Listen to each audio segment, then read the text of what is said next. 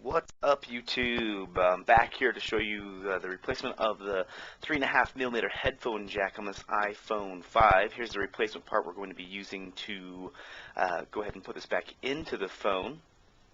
This phone's jack just won't insert all the way. I'm not sure exactly what happened. I'm just doing it for a client of mine. Some of the tools that you'll be needing to complete this is a spudger to help you remove the battery. I like to use a dental pick to help pull off some of the connectors within the iPhone.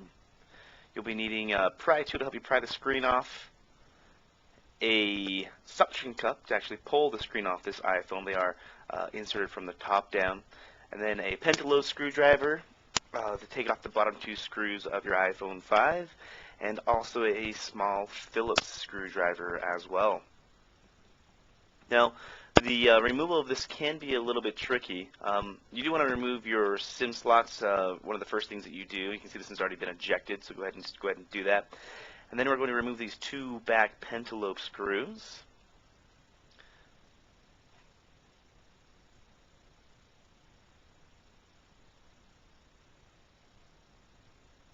Here's the second one.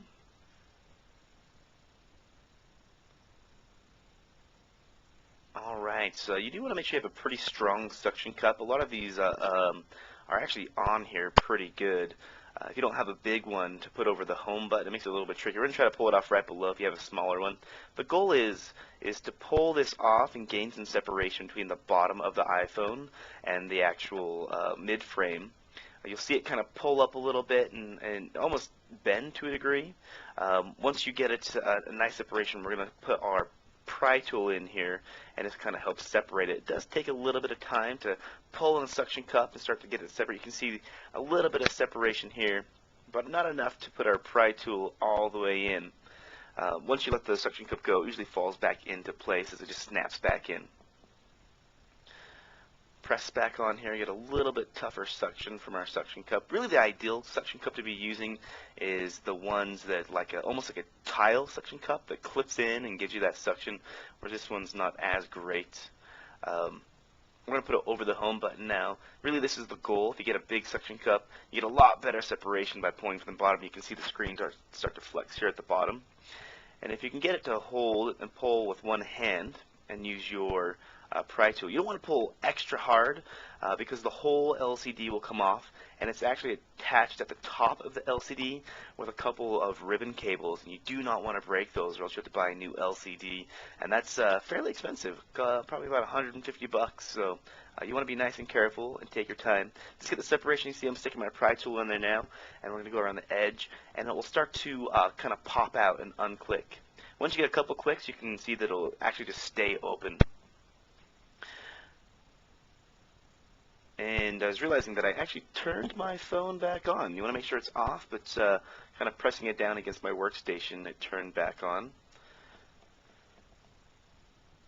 We're going to detach the suction cup here and just double check it is still on. It's a little funky. It's been a little weird. Oh, there we go. We'll go ahead and just power the display off again. And continue the removal of our LCD. Just work our pry tool around. It'll start to just kind of pop off for us.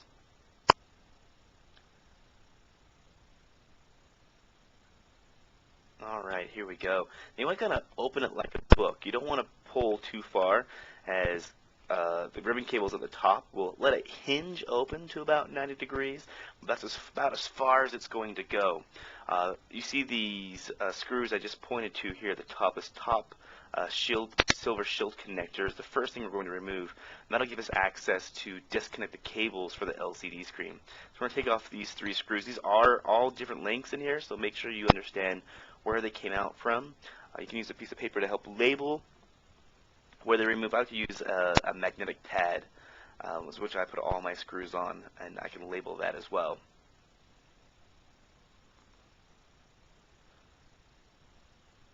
Here's our last screw, and this little shield will pop up. It just kind of hooks down on the side here, so it can be a little bit tricky to pull off. You can't just pull it straight out. You want to push back against the battery, and then it should slide out for you. And that'll reveal the ribbon connectors for the LCD for us.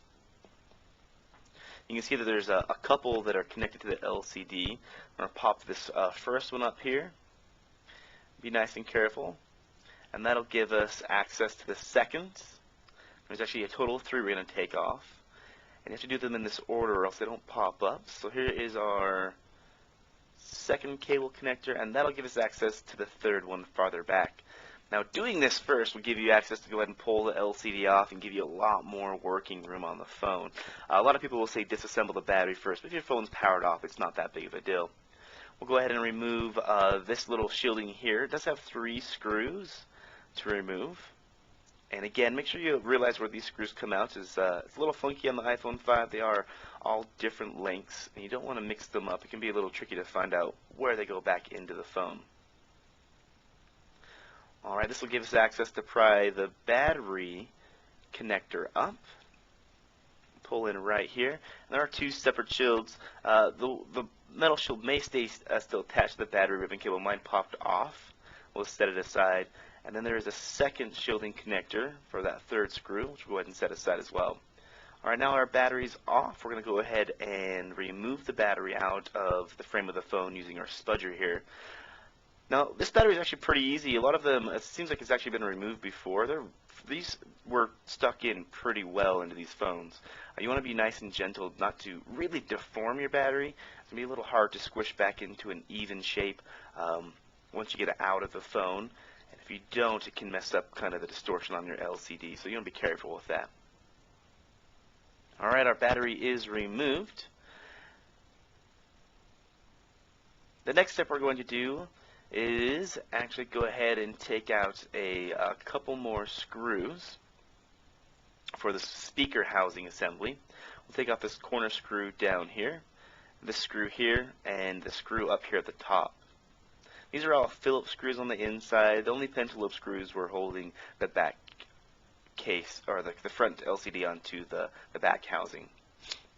Here's our second screw, and out comes the third screw.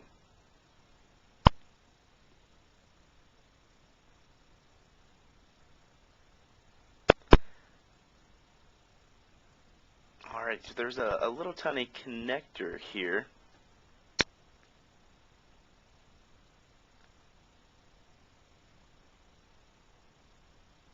And that'll give us access to pull this up and just kind of pull this little connector back. It's part of the cable that we're going to be replacing. This pulls out from underneath the logic board. You can see this little lodge piece sticks towards this screw. So don't pull up, pull back and out to get this device out. If you do it that way, you actually won't have to remove the logic board out of this disassembly. We're going to pry this connector up here that attaches the charging port down to the bottom up to the logic board of the phone. It is taped down, so just be gentle when you pry it up. We're going to take out a couple more screws here. These are all holding down the Thunderbolt port on the bottom of the phone.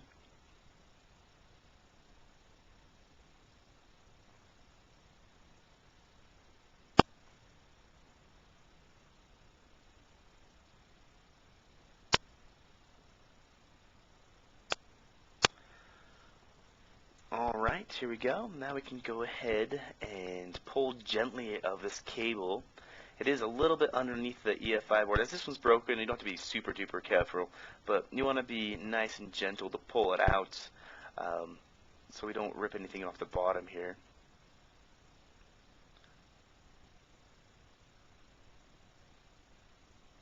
Now there's this cable here that wraps around onto the 3.5mm headphone jack. You want to remove this off, and we're going to attach it to our new cable we're going to be replacing, this piece here. And then there's a little housing over the microphone here, a little plastic housing that fits it back into place. We're going to go ahead and pull that off. It can be a little bit tricky, but it's something that'll help make it so your phone doesn't rattle around.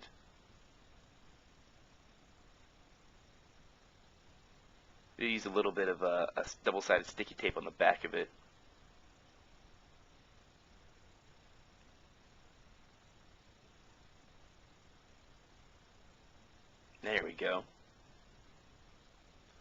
So here's our old piece. One thing I didn't mention is there's a little antenna clip and a wired antenna cable you want to go ahead and pull off the logic board as well before you start removing this bottom piece. So we're going to go ahead and put the cap back on the microphone here on the bottom next to the charging port. You don't have to glue back in. It holds pretty snug without it. And we're going to go ahead and put this cable back on to the side of the headphone jack. Alright, and you can see that it's an exact replica. This is an OEM part that I got off of eBay. It's actually pretty cheap. I think it was like 10 bucks. So not a big deal. There is some tape on the back of the new cable that will help hold it down. So we're going to remove the big piece here that we will re-stick to the phone.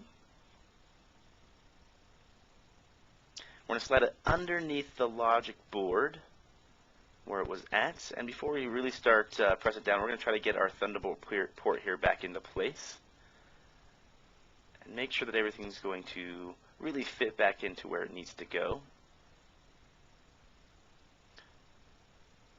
One of the tricky parts here is getting the microphone ports and the 3.5mm jack back into the place where it should be. Try sticking this tape down, gives a little bit more leverage on everything.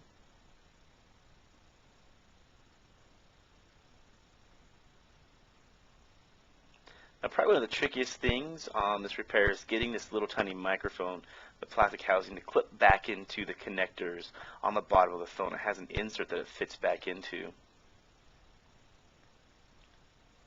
It's being a little bit tricky and doesn't want to fit back into place exactly. You may have to finagle it for a minute to really get the fit back to where you want. The goal is if you can really get the Thunderbolt screw ports lined up on the bottom housing, then everything else should line back up into place. Now the tape on the bottom of the ribbon cable makes this slightly difficult to get the exact fit. I am a bit of a perfectionist when it comes to this, so as long as you get them into and they'll screw in, it shouldn't be too big of a problem for you. Alright, so now we've got our Thunderbolt port back in the way it should be. And what I'm going to do is I'm going to put a screw in here to help hold this cable down.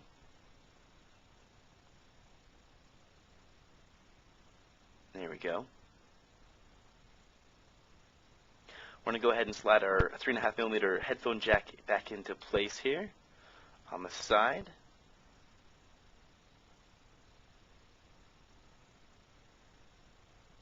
We're going to put a screw back into this that we took out, and that'll hold it down while we finagle the mic port back into the way it should be on the bottom of the phone here.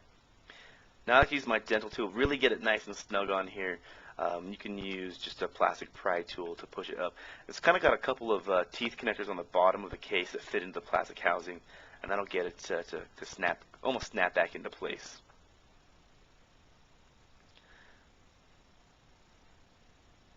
I'm going to put another screw into the charging port here.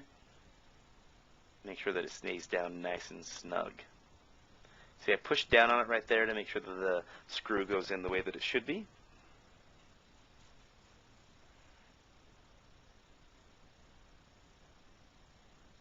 Just double checking the charging port, make sure it looks flush and looks good. I'm going to put another screw in the front connector here of the lightning bolt port. Alright, I'm feeling pretty happy with this. We're going to bend this cable now to fit underneath the logic board, and then we'll stick it back down to the frame. And try to make sure it bends underneath all of the places here so our speaker board fits back in. Just kind of make sure it has 90-degree angles on the bottom of the frame. Alright, we're going to double check everything for a nice tight fit before we start putting everything back in. Alright, we're going to put our speaker assembly in. Now this can be a little bit tricky. Remember, you have to kind of put it towards the bottom and then slide it into place. There is a screw that the top of this fits around that goes underneath the logic board. Once you get that lined up, it'll actually go in pretty easy. We're just going to make sure this is a nice flat 90-degree angle here on this cable. That'll make this go in a little bit easier for us. Sometimes this antenna cable here holds up the installation. If you move it around a little bit or bend it upwards, it can help you fit this piece back in.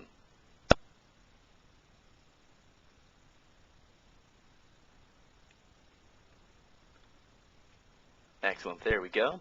We're going to go ahead and put a screw in here. As the cable is not extremely flat, it'll kind of want to pop up a little bit. If you give it a little bit of pressure, I wouldn't worry about it too much. If it's as long as the cable's not bending in a way it shouldn't be. As long as you flatten it out pretty good, it'll be nice and fine. We're going to put this screw back in down here in the bottom as well.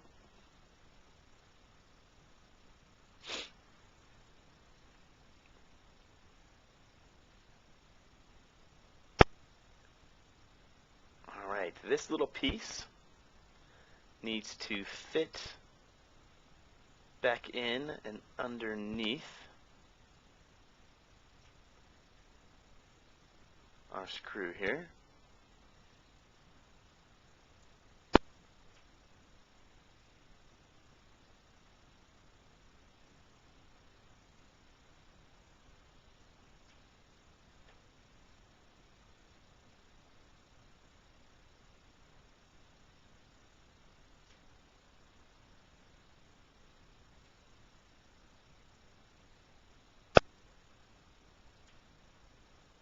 There's a little pronged sensor here that I pulled up with the dental pick to pry off.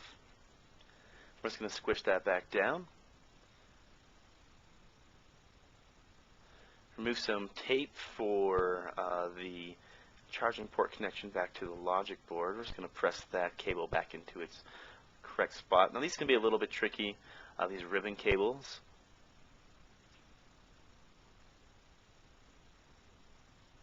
This came with an OEM sticker here. We're just going to remove. So it's kind of sitting on the place where the LCD will hit the frame of the phone.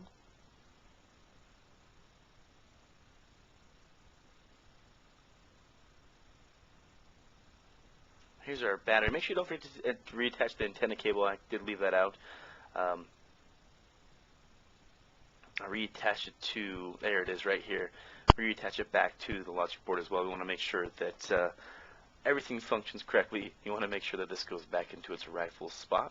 These can be a little tricky if they bend, so make sure that you're giving firm pressure but not overly hard. You just want it to be on there nice and snug. Usually make a clip kind of feeling. We're going to try to make sure we flatten out our battery as much as possible to its original state. So if you bent it a lot prying it up, you want to make sure this is as flat as possible. If not, you might get some possible distortion on your front LCD as it's pushing on the back of the lighting piece of the LCD. Alright, here we go, the battery is back in. We're going to put our battery connection back onto the logic board.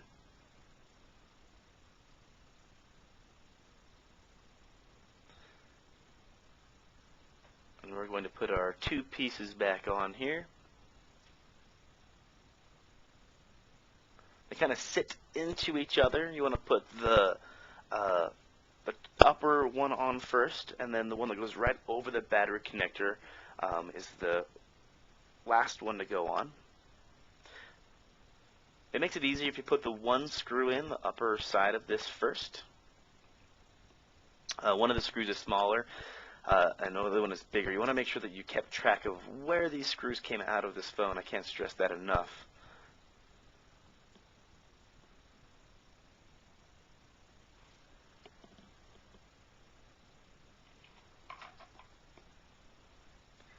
Here's the second portion of our shield for the battery port.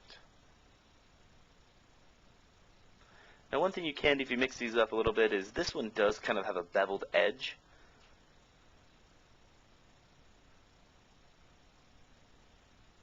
This one here is the one with the beveled edge that fits back into its correct spot here as it goes through both of the shields.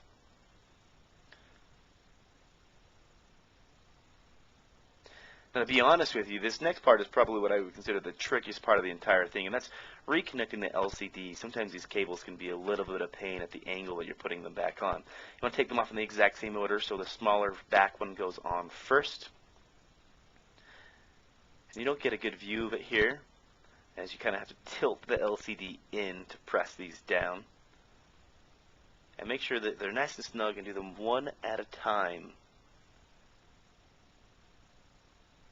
I'm going to put that second one on.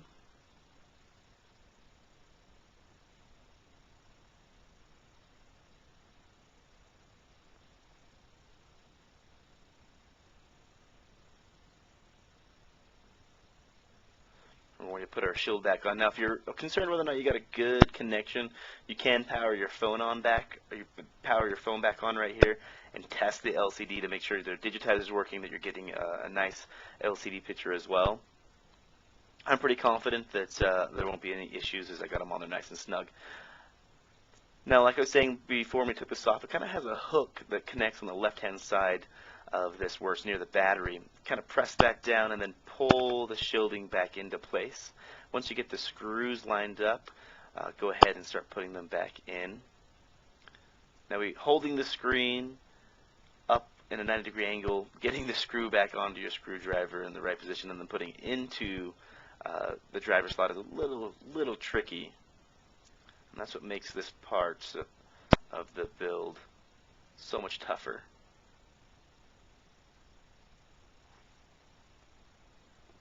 It is nice to have a nice magnetic screwdriver here, but with how little these screws are, sometimes it's almost worse than it is a help.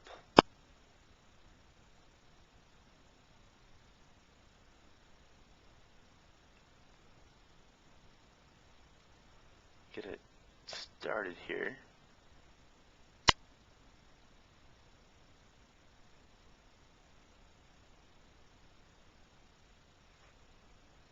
All right.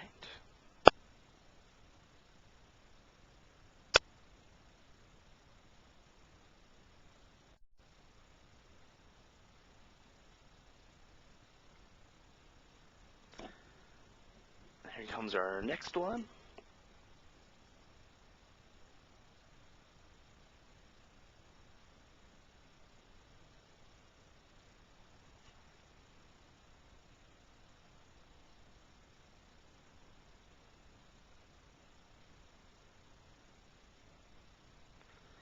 And then our last screw before we start putting our LCD back on.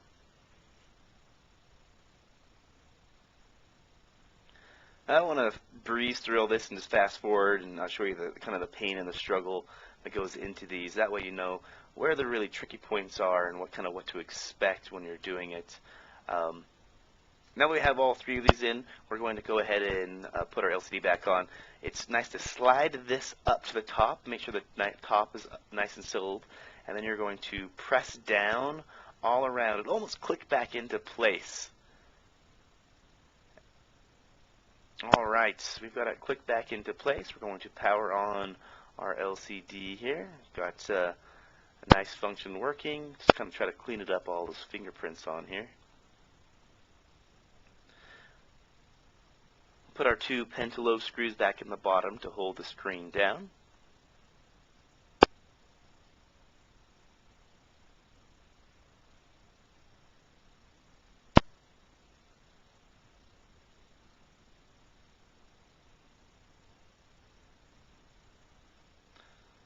Alright, powered up for us. Touchscreen's functioning correctly. Digitizer's working great. Everything's looking perfect.